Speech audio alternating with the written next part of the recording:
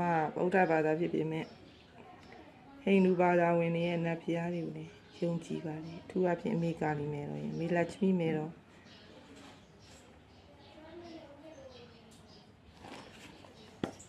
နောက်မေသူရတတိမယ်တော်ပေါ့နော်လလာဘအရာမှာပေးစွမ်းတာတော့အမေလက်ချမီ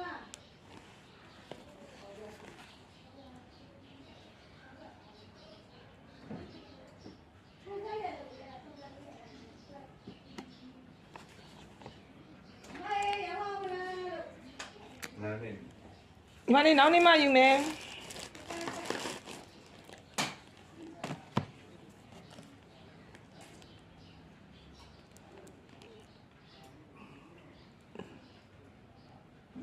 ဒီမှာတော့နတ်ဆွဲလေးတွေလည်းကြိုက်တယ်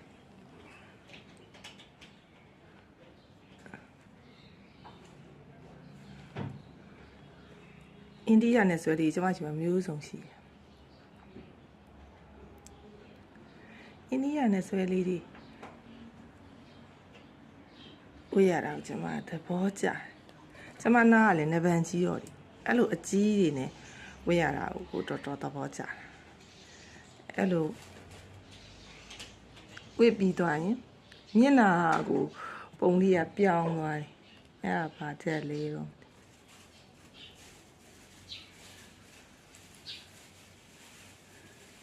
အိန္ဒိယနဲ့ဆွဲလေးဆွဲပြီးတော့မျက်နှာလေးကပုံပြောင်းသွားပါလိမ့်ရှင်ပြီးရင်ကျွန်မနဖူးလေးမှာဒီနေ့တောက်ချာနေဆိုတို့ပါမယ်မဲတော့ရှိမှတော့တို့ပါမယ်ကျွန်မအိမ်မှာဖျားစီမှာမဲတော့